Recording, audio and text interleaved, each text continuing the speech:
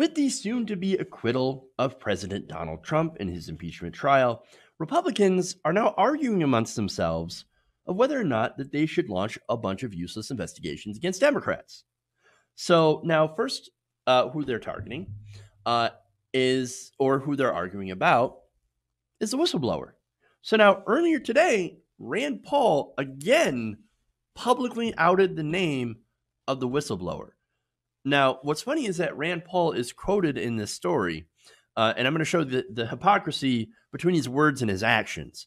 But first, let me get to the Washington Post, who reported, this is Rachel Bade of the Washington Post, saying that there was a possible revolt brewing in the GOP caucus against Senator Lindsey Graham.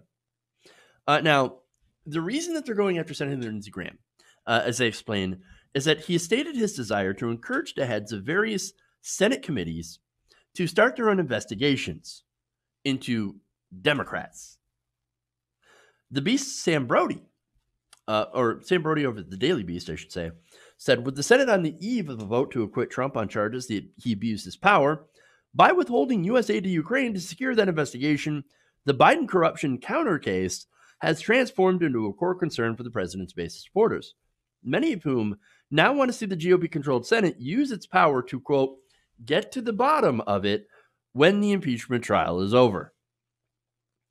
So, Lindsey Graham, Trump sycophant, Trump suck-up that he is hearing from the base, or maybe thinks of it, they want to go after Hunter Biden now. Ooh, this is a great chance to enact revenge upon Hunter Biden and the Democrats. Base is going to eat. And more importantly, Donald Trump's going to love it. Oh, he talks about Hunter Biden all the time. Yes, this is another way that I can get even closer to my new daddy, Donald Trump. Unfortunately, that seems like that's the situation here, honestly, with Lindsey Graham and Donald Trump. He is somebody, he's like a lamprey that just kind of sticks itself to a shark. And that's a pretty apt comparison. Feeding on the detritus that he leaves behind. Gross. Anyway, but that's Lindsey Graham. So now the problem is, according to Brody, on Capitol Hill, the appetite for a sweeping probe into the Bidens and Burisma appears limited, even among staunch Republican defenders of the president. Now remember, this is not the base that I'm talking about here. These are congressmen, the same congressmen that are going to vote to acquit him, the same congressmen who, by the way, and you know, people like Lamar Alexander, for example, right, or even Marco Rubio, who basically admit, yeah, the president did something inappropriate in Ukraine, but we don't think it's impeachable. Or, I mean, you know, we think it's maybe impeachable, but we're not going to do that anyway because too much disruption, right? We got reasons, so we're not gonna go in that direction.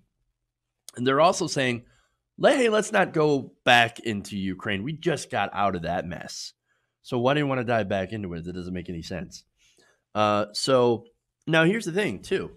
If they do decide to go back into it, which would be insane, in order to go after Hunter Biden or Donald Trump's perceived enemies, for one, that's going to be, I guess, more evidence against them. In reality, doing an actual witch hunt, right? And two, they're not going to find anything illegal, right? Now, what Hunter Biden did was unethical, absolutely. He got paid a ton of money to sit on a board of a company in the hopes, of course, and the company basically hopes that, hey, if we hire their son, we pay him $50,000 a month, though that's going to give us kind of a little bit of influence, give us a line to maybe Joe Biden, right?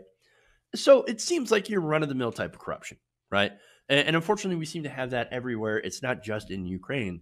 It's in America, too. So we have all that sorts of corruption. But let me give you a timeline here to show also what they're going to find if they ever do an investigation to Hunter Biden. Back in 2014, Hunter Biden joined the board of Burisma, which was then currently, at that time, currently involved in a corruption scandal, right? So now authorities in Ukraine, Britain, and the United States all opened investigations into the company's operations to see if there is actual corruption going on. Now, this is, again, Hunter Biden was there. A year later, Viktor Shokin became Ukraine's prosecutor general. So now that's the prosecutor that Biden later on pushed out. Now, the thing about Shokin is that he said he came in saying, I'm going to take on corruption. I'm going to investigate Burisma. So what happened in the investigation? Nothing. The investigation literally went dormant under Viktor Shokin, meaning he was not doing his job. He wasn't actually going after corruption. So now Biden gets in there with his son working at that company, right? Or sitting on the board of that company. Biden joined with other officials internationally to call for Mr. Shokin's ouster. Biden removed the guy who was supposed to investigate Burisma for not investigating Burisma. Literally the opposite of what Republicans, Trump supporters, Trump's base are actually alleging on this issue. If you launch a Senate investigation into that is what you're going to find because those are the facts. It's going to be another Fast and Furious, right? Where Republicans were launching investigation after investigation, or even another Benghazi, investigation after investigation after investigation, 9 investigations, and they found nothing wrong, but they keep doing it. And now you've got Republicans that are saying, you know what, maybe we shouldn't climb into that rat hole just so soon after getting out of it. Maybe that'd be smart. But again, if you investigate Biden, then that's what you're going to find. Go ahead. Waste your time, waste our tax money. In fact, I actually don't want you to do that because that is a waste of time and tax money. But maybe it'll get you away from, I don't know, like doing even more terrible things at the border. Who knows, right? But hey, you know what? If you want to shine a light on corruption and on corporations hiring the children of political figures in order to use that to gain influence over said figures, well then, okay, I'm in favor of that, actually. Yeah, I know I keep changing my mind, but because there are good sides and there are good sides. The only bad side is the waste of taxpayer money. And for the Republican congressmen, the bad side is they probably engage in the same corruption as well. So yeah, go ahead. Let's do this. Let's launch an investigation into every child of a political figure that has ever gotten a sweetheart job. Hey, let's start with Rudy Giuliani's son. I don't think Republicans want to jump down that hole, likely because, again, they'll never make it out. So now, I mentioned Rand Paul earlier. Now, Rand Paul, get a load of this quote. He said, I think we should all hold hands in a big circle, sing Kumbaya, and quit all the stupid investigations. We can end all this. We can do these endless recriminations forever, and even if we want, and ever if we want. I think people are tired of the damn impeachment. Why can't we start talking about some things we could do to help the country, you know? Oh man, those are some great words for the guy who just literally doxed the whistleblower. Again. Releasing his public information. By the way, the reason that that's important is because that potentially puts that whistleblower in danger. Remember, Donald Trump may be getting acquitted. That doesn't mean that he doesn't have a bone to pick with the person that is responsible for starting the impeachment trial in the first place. Of course he does. He's going to go after his political enemies, and that is one of them. So what are you doing? What are you doing? Rand Paul, guy should be put in jail for that.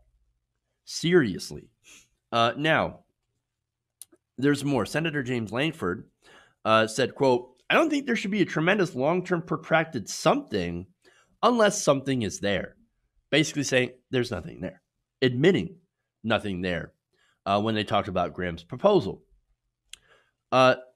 Brody also noted that there appears to be a limited interest in a Senate investigation into the whistleblower complaint as well. That sparked interest in the impeachment inquiry.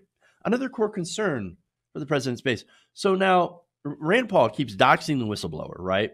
Irresponsibly. And I cannot stress how irresponsible that is. And yet, these Republicans, they're like, we actually really don't care about the whistleblower. I mean, they didn't care enough to try to call him the whistleblower in, which is what Trump supporters really, really want. Donald Trump himself, they really, really wanted that, and they wanted Hunter Biden. But these senators know that it would basically amount to nothing. Even Rand Paul, even while doing this performance art that he is doing in doxing a whistleblower. And again, it is dangerous performance art, indeed. Now, let me go back to Brody here. He adds, the path ahead for the Senate GOP then is fraught. After a hard-won fight to defeat Trump's impeachment, they will have to balance ramped-up pressure from an aggrieved GOP base, hungry for revenge, with weary senators' desire to leave everything Ukraine behind. So now I get to my problem with the impeachment trial, right? Why did the Democrats decide to make it all about Ukraine? They could have nailed him with all the different ways that Trump was corrupt and had served himself while being in office. It's not like there isn't evidence of that. It's not that there isn't allegations of Donald Trump basically self-dealing. Use it. But unfortunately, like Republicans, Democrats seem to afraid to probe too deeply into personal or systemic corruption. And it makes you kind of wonder why that is. Maybe it's because they also benefit from that corruption. So I think this is a Republican Party basically saying, hey guys, look, impeachment's pretty much over. Donald Trump survived. We of course, were never going to vote in favor of impeachment. So let's just get back to normal.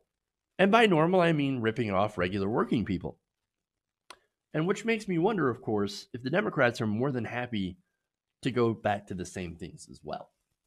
Hey guys, hopefully you enjoyed that free video. Now I'm going to have to ask you a favor. Between the demonetization and the YouTube algorithm messing around with view counts, etc., we're having a hard time adjusting to the new YouTube reality, which is where you guys come in.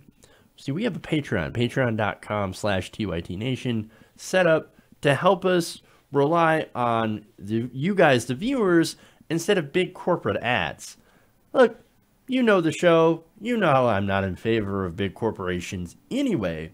So help us transition away from relying on the ad model to pay the bills and sign up to be a patron, patreon.com/TYTNation. That goes a long way to help us keep the lights on. And you guys will know that you're supporting independent, progressive media.